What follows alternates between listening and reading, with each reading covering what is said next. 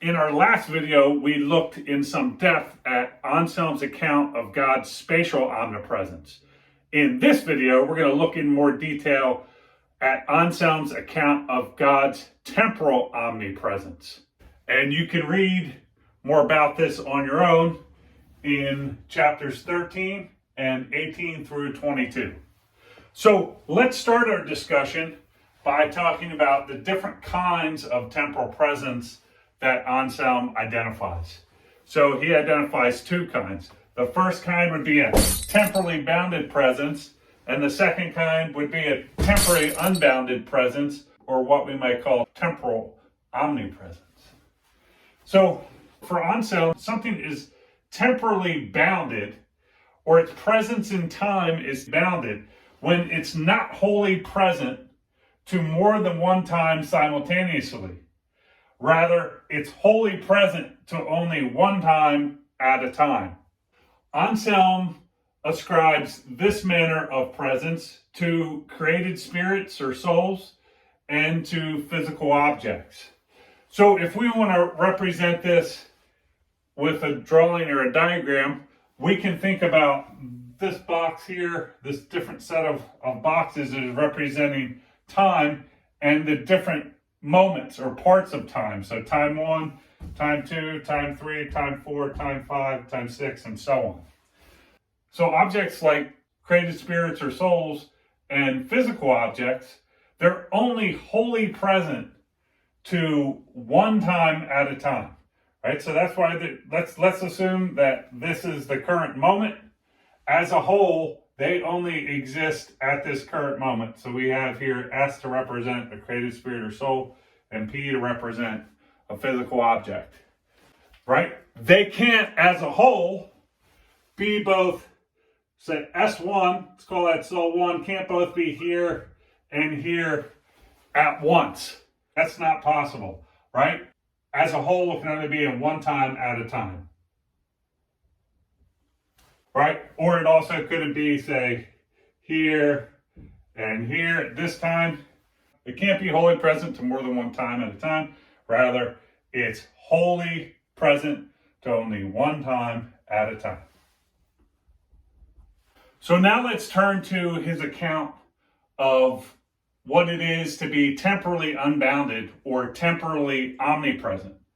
So to be temporally unbounded or temporally omnipresent is to be wholly present to all time or times simultaneously. And Anselm takes this to be the manner in which God is present to time. So again, if we let these boxes equal time, or the individual boxes equal the parts of time or moments, and we let G equal God, then we can see on Anselm's conception of God's relation to time, God is wholly present to each moment of time simultaneously. So he's wholly here, he's wholly here, he's wholly here, he's wholly here, etc., all at once. Unlike created spirits or physical objects, which may be, say, let's take a soul, say it starts here, and then at time 2, it's here, but it's not here. And at time 3, it's here, and it's not here or any other spot. And at time 4, it's here, and it's not at any other spot as a whole. So unlike created objects, God as a whole is in each time at once. Wow! He doesn't move through time as souls or created spirits and physical objects do. As a whole, simultaneously, he is in every time, right? So again, if we think of this as the current moment to us, that's the only place where we are as a whole. Whereas with God, all moments are current. All moments are present to him simultaneously, right? As a whole, he is everywhere. He's wholly present to every time that there is.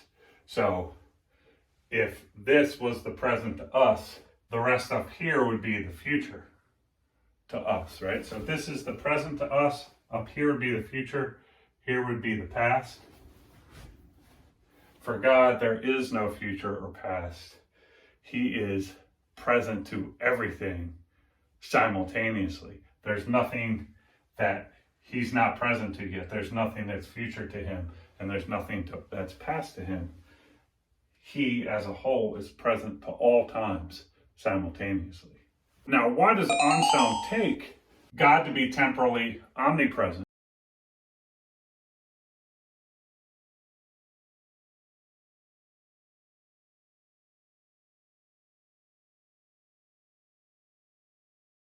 Why does he take God's manner of presence and time to be an unbounded presence? Well, again, we can think back to greatest conceivable being theology. And I'm asking you right now, which of the two kinds of temporal presence that are possible is the greater one? What would it be greater? To be only able to be in one time at a time and not to be as a whole in different times simultaneously? Or to be wholly everywhere in time at once, right? This is the greater manner of presence. So again, if we think back to greatest conceivable being theology and the reasoning that is involved there, given that it's greater to be temporally unbounded than to be temporally bounded, if God was not temporally unbounded, he wouldn't be the greatest conceivable being, right? He wouldn't be that than which a greater being cannot be conceived. But by definition, God is the greatest conceivable being, or God is that than which a greater being cannot be conceived. Thus, his presence in time must be a unbounded presence. That's to say, he must be temporally omnipresent.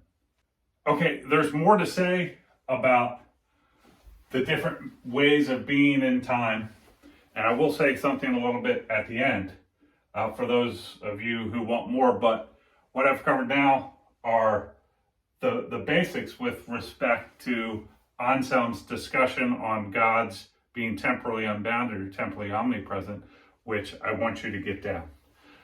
So, if you're looking for more, then stay tuned. If not, in this video, we covered Augustine's account of the different kinds of presence, and in particular, we looked at what he means when he says God is temporally unbounded or temporally omnipresent.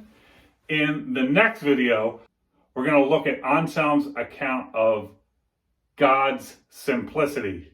Anselm takes God to be absolutely one without parts. We're going to look further into what he means by that in the next video. So I'll see you in the next video.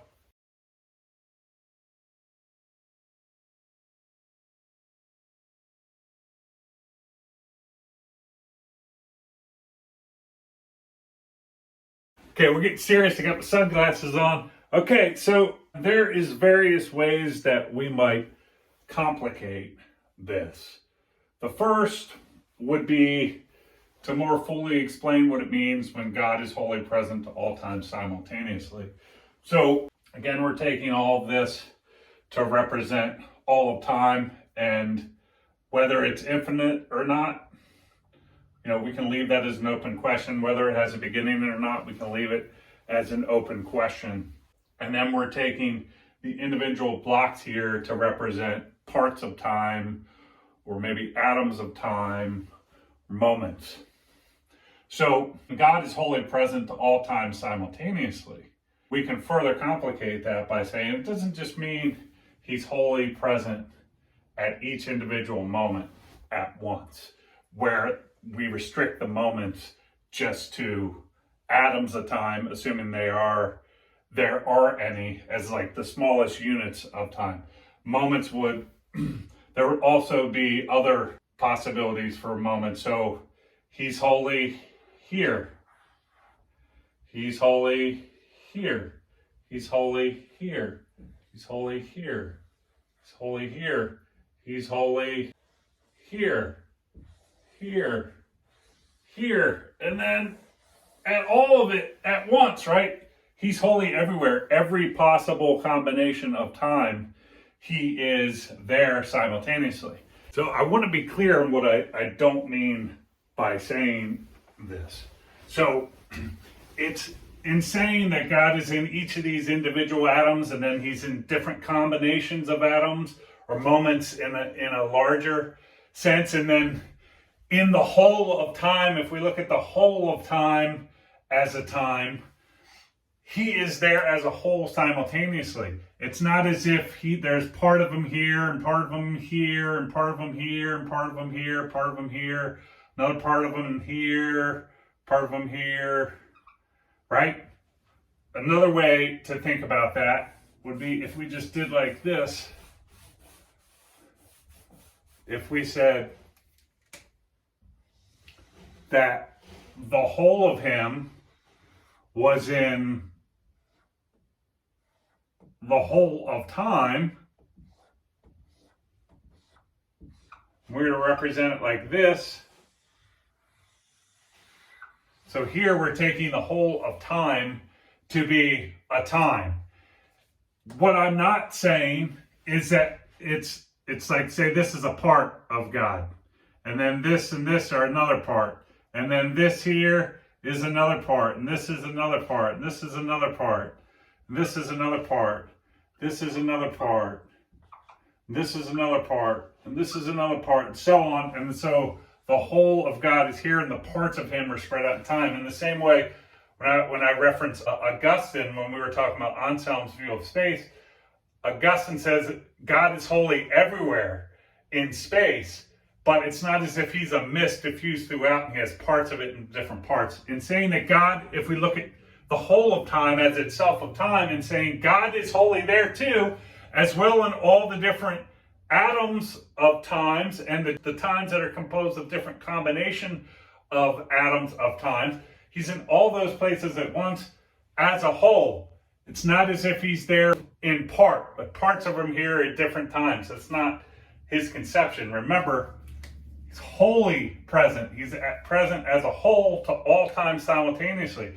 And my point here is that doesn't just mean the atoms of times or moments in a strict sense. It could also be combinations of moments at different levels, as well as the whole of time. He's in all those places in time simultaneously. Another possible way to complicate Anselm's claim that God is temporally unbounded or wholly present to all time simultaneously is to say it shouldn't be read as saying God is actually in time. So it's wrong to represent God as being in these boxes, because he's actually outside of time. Time, we could say, is an exclusive domain of creatures or created objects like souls and physical or bodily objects. And God is outside of time.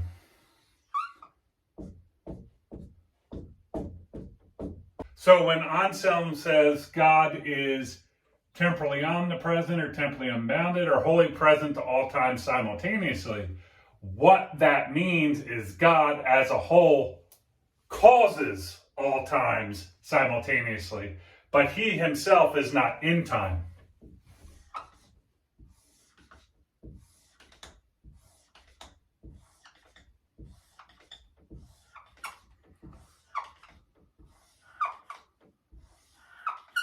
So this is another alternate interpretation or explication of what Anselm could mean when he says God is wholly present to all times simultaneously.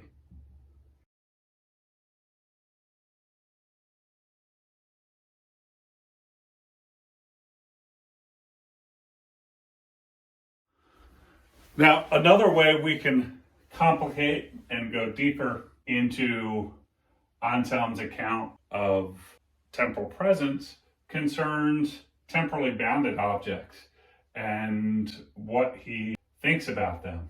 So remember, we're using S and P to represent created spirits or souls and physical objects respectively. One way to think about creatures like souls or physical objects is that they're only wholly present at a time, and they don't have what we could call temporal parts, which exist at other times. Another way to think about physical objects is they are objects that are extended over time, and they have different parts in the different parts of time, and those are called temporal parts. So let's take a soul.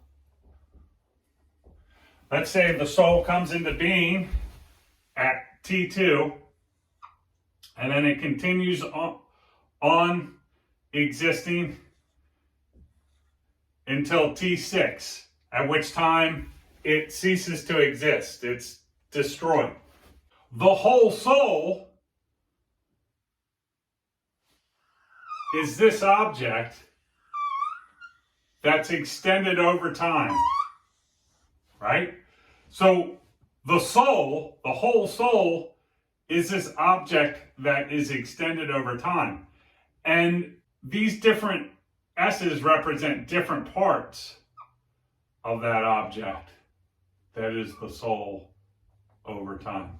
So we have the whole object being here, and we have its parts being in the different moments. So here is temporal part of the soul. 1, 2, 3, 4, 5. So the whole soul is here, and these are its parts. So here, the soul is wholly present only to one time, namely the time that consists of T2 through T6.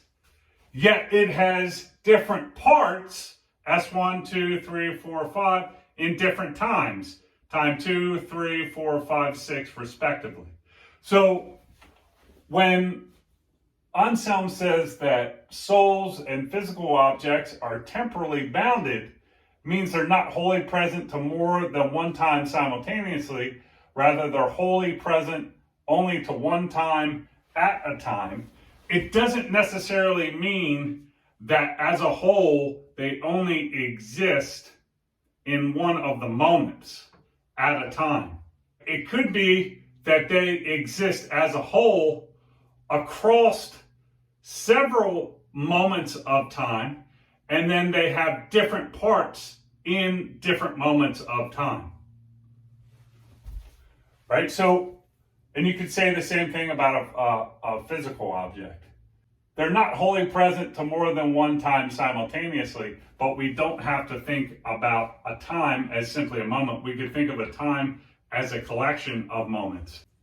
And the whole physical object would be the object that spans that set of moments from its beginning to its end, and then the object at any one of the particular atomic moments would have temporal parts in each of those places, right?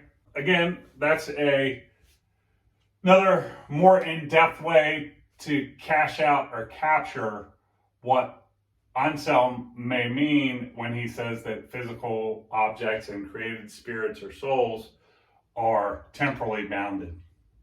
Dr. K out.